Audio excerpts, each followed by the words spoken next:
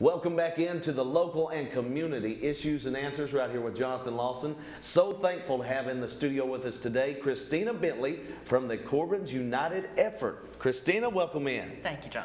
And tell us and the viewing audience about Corbin United Effort. Well, we're a local organization. We have a local board.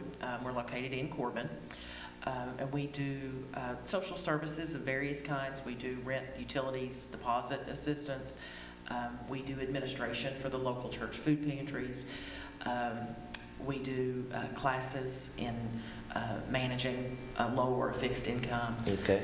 And we administer a program for city utilities that helps with their utility bills. So you help a lot of people out there. So you help a lot of people in different areas, and the social services part, and just helping them get back on their feet and things like that? Well, that's the plan. Okay. And what is some ways that, you know, that people can come in and maybe talk to you if they're going through a situation? We are there Monday through Thursday from 10 a.m. to 3 p.m. and Friday from 10 a.m. to 1 p.m. Okay. Our telephone number is 606-528-7523.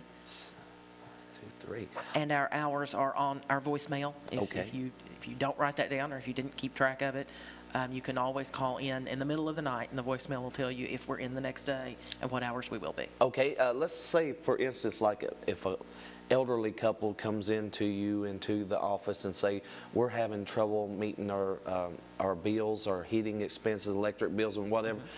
Can you help us? Can you tell us and steer us in the right direction? How do you handle things like that? Generally, the first thing we do is try and find an existing, say, government program, for instance, that will help them. Okay.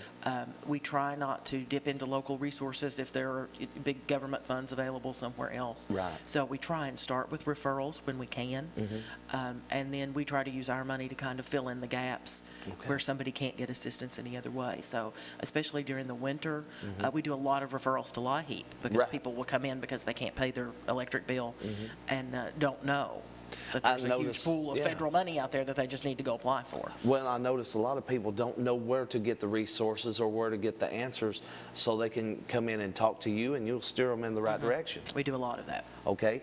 And what's some other ways, you know, like social services, like if they need food and things like that? We don't actually give away food on site. We do administration for the food pantries. Those are primarily churches in the area. Okay.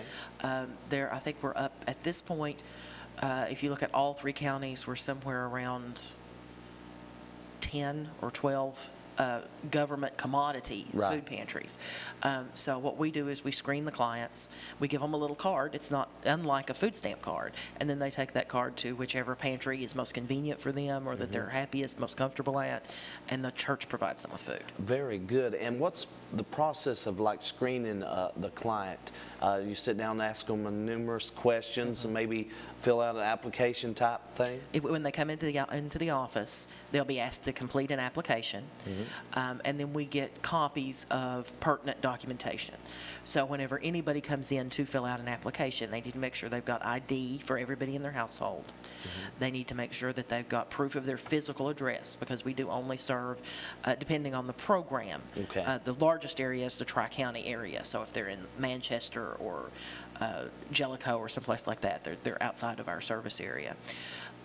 And proof of income and food stamps for everybody in the household. Very good. So you have all these different types of programs that you all are affiliated with, and you help a lot of the people here in our community. Well, that's what we're trying for, yeah. Very good. So what's some other ways that, you know, families can be helped, or maybe somebody's viewing this that need help and need resources? What's some other things that you could possibly do for somebody? Well, we do a lot of referrals to programs that offer real goods. Like I said, we don't have food at the office. We also don't have furniture or clothing or anything like that. Okay. But we partner with organizations who do. So we have a long list of resources that we can kind of help people navigate into if they've had a fire or a flood, if they've just had or gotten custody of a child. Okay. Things like that. Low-income families? Yes, low-income families. And frankly, when it comes to referrals and things like that, for our rent and utilities assistance, the income limit is the federal poverty line. Okay. For USDA commodity food, it's 130% of the poverty line, which is the same as food stamps. So if you get food stamps, you qualify for commodity food. Right. But for a lot of those things, fires and floods and things like that, cancer patients, those kind of just dramatic changes to your life, we do have referrals, even for people who wouldn't necessarily be considered low income. Very good. So I think even if you don't think of yourself as poor, there may be things that we can do for you if you've had sort of a catastrophic loss in your life. Very good. So it's really targeting people that going through a hardship in their life, or maybe low income, or a sickness, like you said, so people can get some real help. That's what we aim for, certainly. Right.